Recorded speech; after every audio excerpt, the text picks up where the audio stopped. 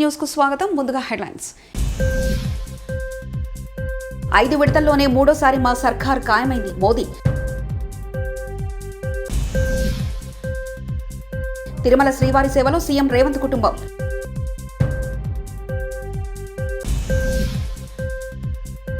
కూటమికి 150కి పైగా సీట్లొచ్చినా ఆశ్చర్యం లేదు రఘురామ. జూన్ 2 నుంచి మూతమొగనున్న టోల్గేట్ ఛార్జీలు. లోక్సభ ఎన్నికల పోలింగ్ 5 విడతలు పూర్తయ్యేసరికి మూడోసారి మోదీ సర్కార్ అధికారంలోకి రావడం ఖాయమైందని ప్రధానమంత్రి నరేంద్ర మోదీ ధీమా వ్యక్తం చేశారు. ఉత్తరప్రదేశ్లోని బస్తీలో బుధవారం నాడు జరిగిన ఎన్నికల ప్రచార ర్యాలీలో ప్రధాని మాట్లాడుతూ కాంగ్రెస్ సమాజ్వాదీ యువరాజులు కలిసిన యూపీలో 79 సీట్లు గెలుస్తామంటూ వదంతులు సృష్టిస్తూ పగటికలలు కంటున్నారని అన్నారు. జూన్ 4వ తేదీన ప్రజలే వారిని మేలుకొల్పుతారని, అప్పుడు ఈవీఎంలను నిలదీస్తూ గగ్గోలు మొదలు పెడతారని విమర్శించారు. కాంగ్రెస్ की सरकार रही, लेकिन किसी ने श्रावस्ती के विकास के बारे में सोचा क्या? उन्हें न श्रावस्ती के विकास की चिंता थी, न देश की विरासत की फिक्र थी. हमारी सरकार श्रावस्ती को देश के नक्शे पर अलग पहचान देने के लिए काम कर रही है. आज श्रावस्ती को अपना एयरपोर्ट मिला है. श्रावस्ती से देश भर के लिए फ्लाइट चले, हम इस दिशा में काम कर रहे हैं.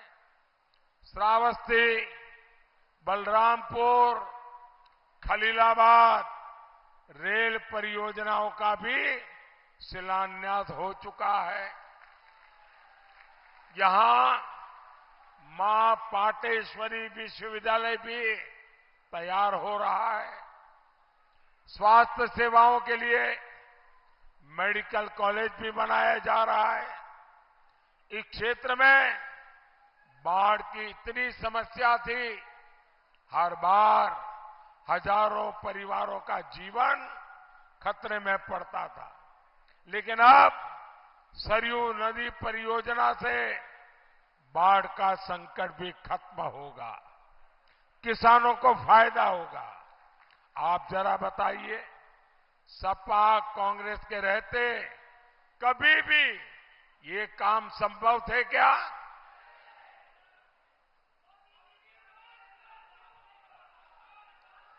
अगर गलती से इन्हें मौका मिला तो जो काम चल रहा है ये उन्हें भी ठप करके रख देंगे और पैसे खा जाएंगे. ఆంధ్రప్రదేశ్ ఏర్పడే కొత్త ప్రభుత్వంతో సత్సంబంధాలు ఉండాలని కోరుకున్నట్లు తెలంగాణ ముఖ్యమంత్రి రేవంత్ రెడ్డి తెలిపారు. ఇవాళ ఉదయం వీఐపీ బ్రేక్ దర్శన సమయంలో కుటుంబ సభ్యులతో కలిసి సీఎం రేవంత్ తిరుమల శ్రీవారిని దర్శించుకున్నారు. తిరుమల తిరుపతి దేవస్థాన ఈవో ఏవి ధర్మారెడ్డి వారికి స్వాగతం పలికి దర్శన ఏర్పాట్లు చేశారు. శ్రీవారికి తన మరవడి పుట్టు వెంట్రుకలు మొక్కులు చెల్లించారు. తిరుమలలో భక్తుల సౌకర్యార్థం పాత్రం కళ్యాణ మండపం నిర్మించేలా తెలంగాణ ప్రభుత్వ చర్యలు తీసుకుంటుందన్నారు.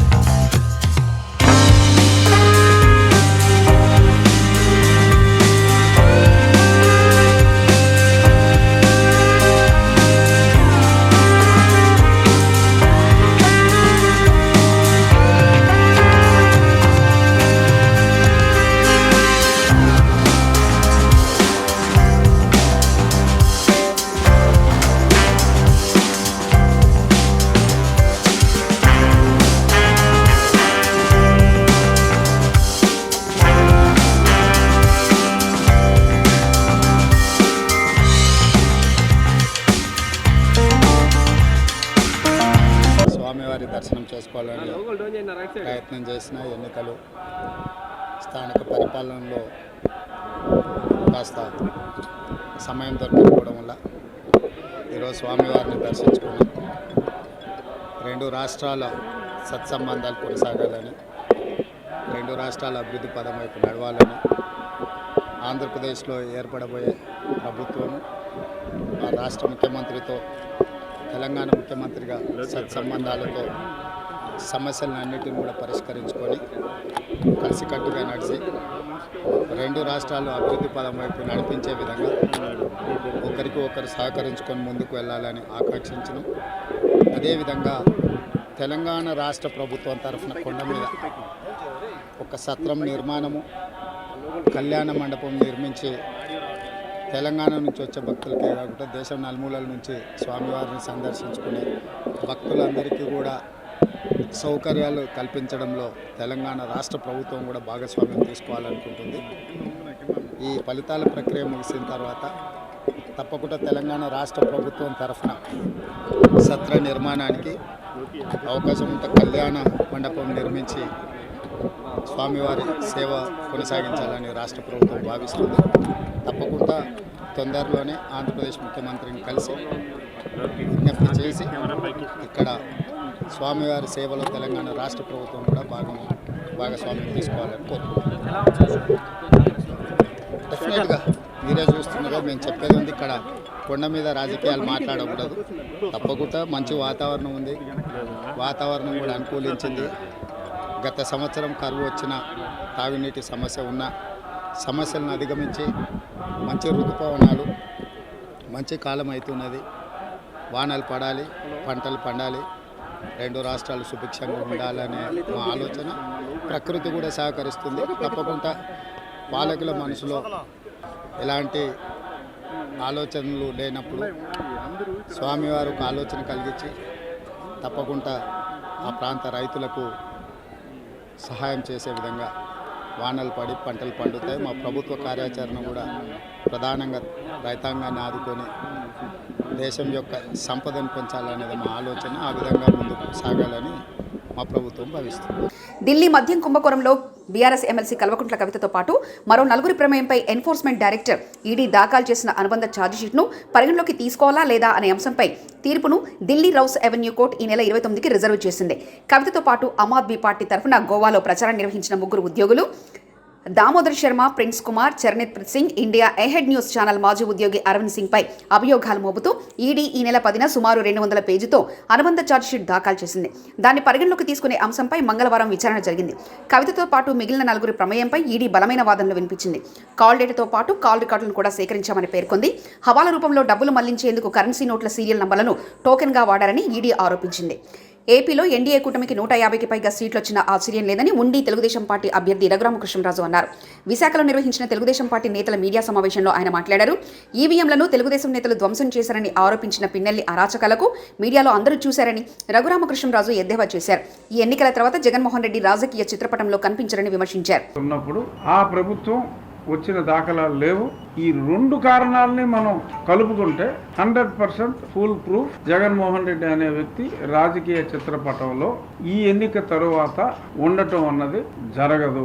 జగన్మోహన్ రెడ్డికి స్పష్టంగా తెలుసు అతను ఎత్తిపోయాడని. కాకపోతే ఏ 14,000 కోట్లు అయితే ఎన్నికలకి ఒక రోజు ముందు, గతంలో 6 నెలల ముందు నొక్కిన బట్టల తాలూకు డబ్బులు రిలీజ్ చేయాలనుకున్నాడో దాన్ని ఇతర కాంట్రాక్టర్లకి 25% కమిషన్ తీసుకుని వెనక్కి వాళ్ళకి ఇవ్వటం కోసం మనం వస్తున్నాం.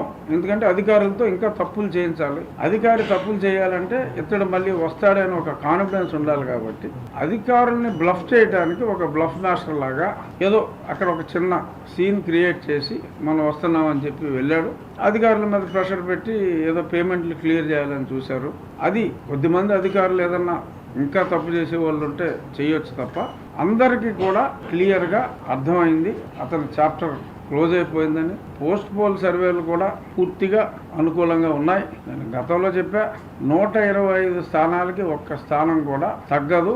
ఎప్పుడు విధి అనుకూలించకపోతే, అనుకూలిస్తే 150 స్థానాలు దాటినా కూడా ఆశ్చర్యపోవలసిన అవసరం ఏమాత్రం లేదు. మీకు దాడులు చేసిందంతా ఎవరో స్పష్టంగా అర్థమైంది. పిన్నెల్లి చాలా దారుణంగా కామెంట్లు చేసిన కొద్ది గంటల్లో అతను చేసిన విధ్వంసం డైరెక్ట్గా మీడియాలో కళ్ళకు కట్టినట్టుగా వచ్చింది. ఎంత దారుణంగా అతను బాక్సుల్ని బద్దలు కొట్టాడో. మరి అటువంటి వ్యక్తిని మీరు చూశారు. జగన్మోహన్ రెడ్డి ఆ బస్ టూర్లో తిరిగినప్పుడు ఎక్కడ పెద్దగా జనం లేరనుకోండి, వెళ్ళినప్పుడల్లా ప్రతివాడిని సౌమ్యుడు, మంచివాడు ఇలా మాట్లాడేవాడు. పినేల్ గారిని కూడా రామకృష్ణ చాలా మంచివాడు, ఇప్పటికే మంచి పదవి ఇచ్చా, ఇంకా మంచి పదవిలో పెడతా, మంచివాడు కాబట్టి ఓట్లు వేయండి అన్నాడు. ఎంత మంచివాడో తెలిసిపోయింది, నిన్న టీవీలో దొరికేశాడు. జాతీయ రహదారుల ప్రతిపాదిక సంస్థ టోల్ ప్లాజా వద్ద టోల్ రుసుములు జూన్ 2 నుంచి పెరగనున్నాయి. ఏటా ఏప్రిల్ 2న ఈ ఛార్జీలు పెంచుతారు. అయితే ఎన్నికల దృష్ట్యా ఈ పెంపును వాయిదా వేయాలని NHAI ఎన్నికల సంఘం ఆదేశించింది. ఎన్నికలు ముగియడంతో జూన్ 2 నుంచి టోల్ ఛార్జీలను సగటున 5% పెంచి వసూలు చేయనున్నారు. ట్రైన్ బోగి లింక్ కట్ అవడంతో 3 గంటలు నిలిచిపోయిన జన్మభూమి సూపర్ ఫాస్ట్ ఎక్స్ప్రెస్ విశాఖపట్నం నుంచి విజయవాడ వైపు వెళ్లే జన్మభూమి సూపర్ ఫాస్ట్ ఎక్స్ప్రెస్ బయలుదేరిన 2 నిమిషాలకే అవుట్కట్స్ వద్ద ఏసీ బోగి లింక్ కట్ అయింది. దీంతో అధికారులు ట్రైన్ వెనక్కి తీసుకొచ్చి స్టేషన్లో నిలిపారు. ఉదయం 6:20 నుంచి ట్రైన్ నిలిచిపోవడంతో ప్రయాణికులు అక్కడే ఉండిపోయారు. కూకటపల్లి మెట్రో ట్రాక్ పార్కింగ్ వద్ద under water tunnel double taker exhibition నిర్వహించారు. స్కూబా డ్రైవింగ్తో పాటు స్పెయిన్ నుంచి ప్రత్యేకంగా వచ్చిన జలకన్యలు ఈ ఎగ్జిబిషన్లో ప్రధాన ఆకర్షణగా నిలిచారు.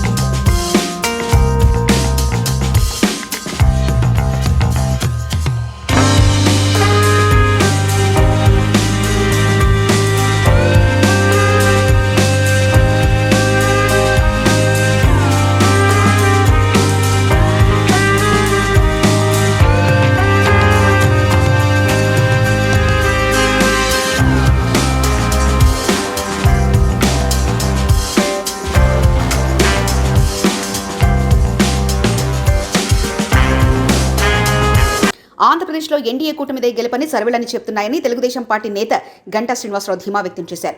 విశాఖలో నిర్వహించిన తెలుగుదేశం పార్టీ నేతల మీడియా సమావేశంలో ఆయన మాట్లాడారు. జూన్ 9న విశాఖలో జగన్ ప్రమాణ స్వీకారం అంటూ వైకాపా నాయకులు మైండ్ గేమ్ ఆడుతున్నారని దుయ్యబట్టారు. ఎన్నికల ఫలితాలు చూసి జగన్ షాక్ అవుతారని ఎద్దేవా చేశారు. అలాగే హైదరాబాద్ నుంచి బెంగళూరు, చెన్నై నగరాల నుంచి ప్రజలు ట్రైన్స్లో, బస్సుల్లో యాలాడుతూ వాళ్ళు వచ్చిన తీరు, టోల్ గేట్స్ దగ్గర రద్దీ, ఇవన్నీ సంక్రాంతి పండుగను తలపించే విధంగా ప్రజలు వచ్చి ఓట్లేసిన విధానం కానీ, అలాగే పర్సంటేజ్ ఆఫ్ పోలింగ్ ఎక్కడ చూసినా కూడా గతంలో కంటే కూడా 2-3% మినిమం ఎక్స్ట్రా, కొన్ని చోట్ల అయితే 10%, 11% కూడా ఎక్స్ట్రా పోలేదు. అంటే ప్రజల్లో ఒక కసి, ఈ ప్రభుత్వానికి ఎట్టి పరిస్థితుల్లో కూడా బై చెప్పాలన్న ఒక ఆలోచన, వాళ్ళ కసి ఆ ఓటింగ్లో కనిపించింది. వీటన్నిటితోటి అంతేకాకుండా మనం పోలింగ్ అయిన తర్వాత కూడా 175 కాన్స్టిట్యున్సీల్లో మరి చంద్రబాబు నాయుడు గారు, పవన్ కళ్యాణ్ గారు, అలాగే పురంధేశ్వరి గారి ఆదేశాల మేరకు మొత్తం రివ్యూలు కూడా చేసుకుంటే బూత్ వైజ్ కూడా అనాలిసిస్లో ఎక్కడ చూసినా కూడా ఒక పాజిటివ్ వేవ్ కూటమికి కనిపించిన విషయం మనం చూస్తూ ఉన్నాం.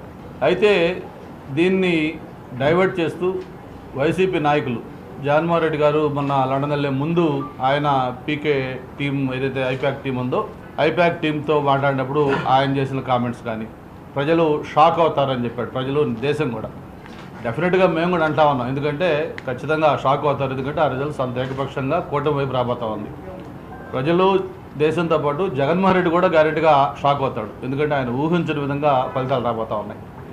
దాంతోపాటు ప్రత్యేకించి విశాఖపట్నంలో వైవి సుబ్బారెడ్డి గారు కానీ, మరి అలాగే బొత్స సత్యనారాయణ గారు కానీ గత 7 రోజులుగా వాళ్ళు ఆడుతున్న మైండ్ గేమ్ చూస్తే చాలా నవ్వు వస్తూ ఉంది మాకు. జూన్ 9న విశాఖపట్నంలోనే 9:35 ప్రమాణ స్వీకారం, అలాగే స్టేడియం పోయి ఏర్పాటు చూడటం కోసం స్టేడియం వెళ్తా ఉంటాం, అలాగే స్టార్ హోటల్స్ బుక్ చేస్తామని చెప్పడం, ఇవన్నీ కూడా చూస్తూ ఉంటే అందరూ నవ్వుకుంటూ ఉన్నారు. ఒక పక్క అన్ని సర్వేలు, దేశంలో ఉండే ప్రెస్టీజియస్ సంస్థలన్నీ, ఆల్ సెఫాలజిస్టులు మొత్తం కూడా ఎన్నికల్లో రేపు కూటమి కన్విజన్ సాధించబోతా ఉంది అని చెప్పి ఒక పక్క చెప్తా ఉంటే ఓటింగ్ సరళ చూసిన అందరూ కూడా 5 విడతల్లోనే మూడోసారి మా సర్కార్ ఖాయమైంది మోదీ. తిరుమల శ్రీవారి సేవలో సీఎం రేవంత్ కుటుంబం.